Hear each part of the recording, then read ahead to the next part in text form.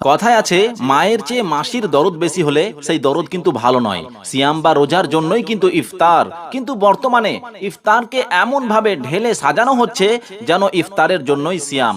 ইফতারের প্রতি এত ভালোবাসা সিয়ামের জন্য কিন্তু ভালো নয়।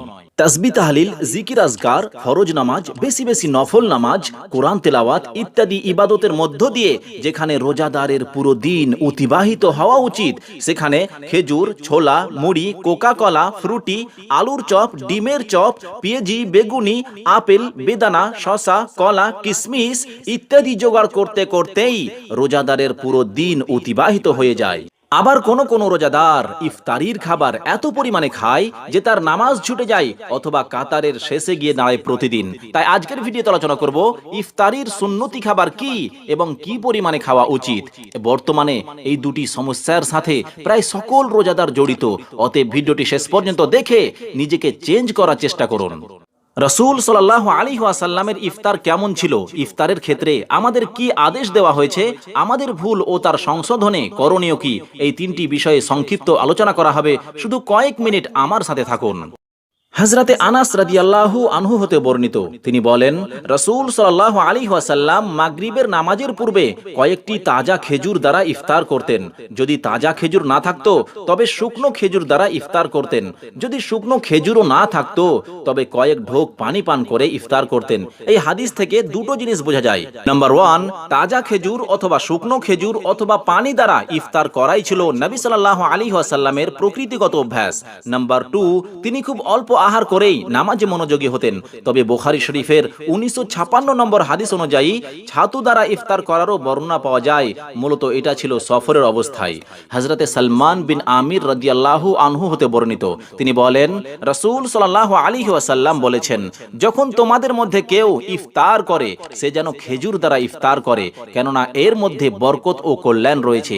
আর যদি খেজুর না পাওয়া যায় তবে সে যেন পানি দ্বারা ইফতার করে, কেননা পানি হলো পবিত্র অথবা পবিত্রকারী।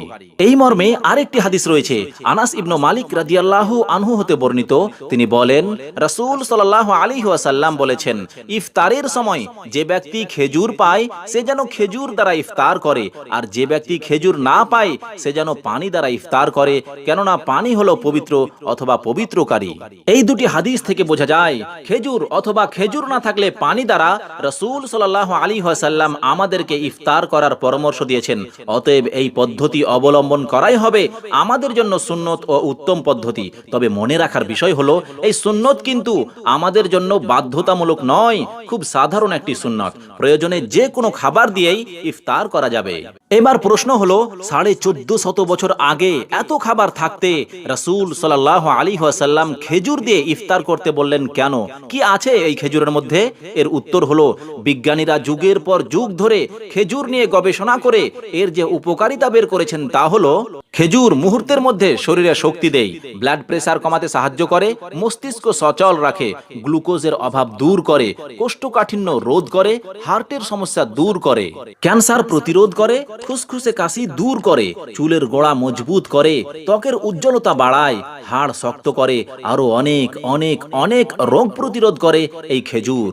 অতএব আমাদের করণীয় হলো ইফতারিতে অধিক সময় ব্যয় না করা, মহানবীর উপদেশ মেনে খেজুর দ্বারা ইফতার করা, খেজুর না থাকলে স্বচ্ছ পানি দ্বারা ইফতার করা, রোজা অবস্থায় বেশি বেশি তাসবিহ তাহলিল, জিকির আজকার করা।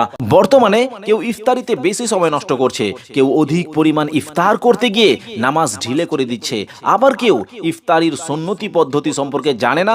অতএব ভিডিওটি অবশ্যই শেয়ার করুন, হয়তো এই 30টি দিন অনেকেই আমল করবে আর আপনিও আপনার শেয়ারের কারণে তার নেকির ভাগীদার হয়ে যাবেন। আল্লাহ পাক আমাদেরকে রোজা বা সিয়ামের সমস্ত শর্ত পালন করার তৌফিক দান করুন। আমিন।